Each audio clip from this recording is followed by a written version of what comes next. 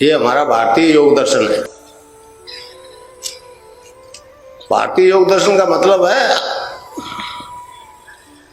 योग का मतलब है प्लस आत्म साक्षात्कार। पातंजलि योग दर्शन आप उठा के देख लो, उसमें रोग शब्द नहीं मिलेगा। वो तो मनुष्य के क्रियात्मक विकास की बात करता है।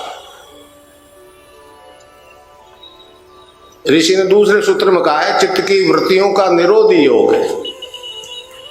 ये जो भग रहा है इधर उधर, जब तक शांत होकर नहीं बैठेगा तब तक कोई ध्यान है, कोई योग है। योग में एक टर्म से उन्मना बनो, मतलब मन जो है बिल्कुल शांत जब तक नहीं होगा, ध्यान योग कुछ भी नहीं।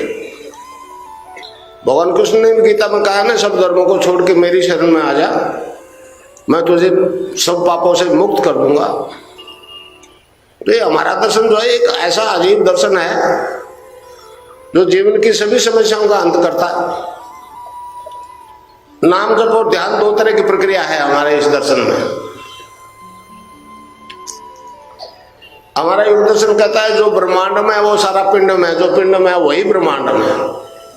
जब सारा ही ब्रह्मांड आपके अंदर है तो आपको जो कुछ मिलेगा आपके अंदर से मिलेगा,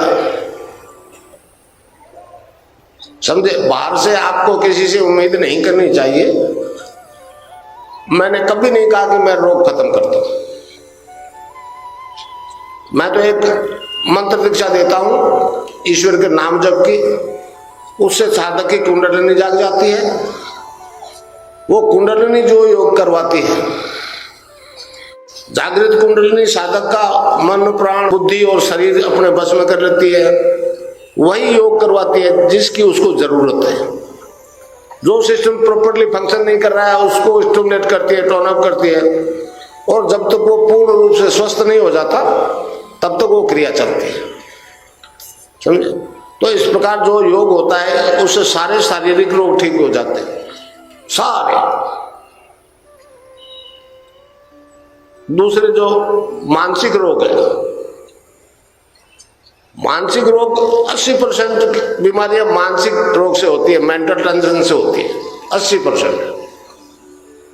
वो जब तक खत्म नहीं होंगे, टेंशन खत्म नहीं होगा, वो रोग खत्म नहीं होंगे। साधक जब नाम जप और ध्यान करता है, ये कुंडलिनी देखिए ऊपर उठती है रीढ़ की हड्डी के आखिरी हिस्से में, जिसे डॉक्टर सैक्रम कहते हैं, 3.5 आंटे लगा करके सोई रही होती है। उसको चेतन करके ऊर्ध्व गति प्रदान करते हैं, वो गुरु करता है। उसमें कंट्रोल रहता है गुरु का। अगर गुरु वास्तव में गुरु है, आजकल तो गुरुओं की बाढ़ आ गई, समझे।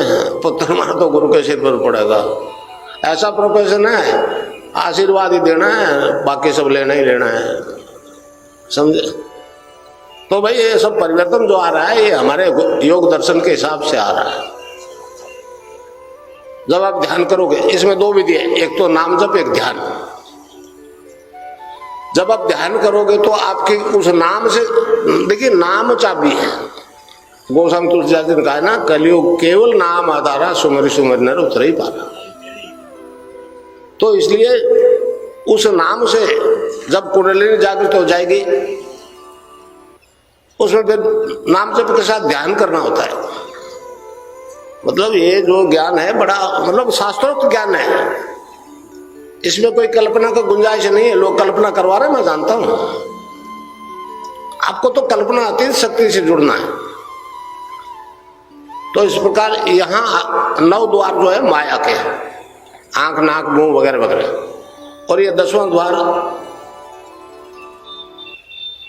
जिसको शिव की तीसरी आंख देखी आपने, वो 10वां द्वार जो है वो एंट्रेंस है, बाकी तो सब EXIT है। तो ये जब तक नहीं खुलेगा, तीसरा नेत्र जब तक नहीं खुलेगा, कोई योग है नहीं, ध्यान है। ये काम केवल गुरु ही कर सकता है। नानक देव जी ने साफ कहा है कि गुरु ही इस द्वार को खोल सकता है, और ये नहीं खुला तो आप अंदर नहीं जा सकते। तो सारा कुछ अंदर है, फिर उससे आपका इंट्रोडक्शन नहीं हो सकता। इसलिए यहां ध्यान करो, चित्त की वृत्तियों का निरोध ही हो गया। तो यहां मन नहीं रुकता, फिर गुरु को देखो। समझे? गुरु क्या है? गुरु तो अकस्मात गुरु है, ये शरीर थोड़ा गुरु है, ये तो कल मरेगा। वो गुरु तो आपके अंदर बैठा है, सबके अंदर बैठा है।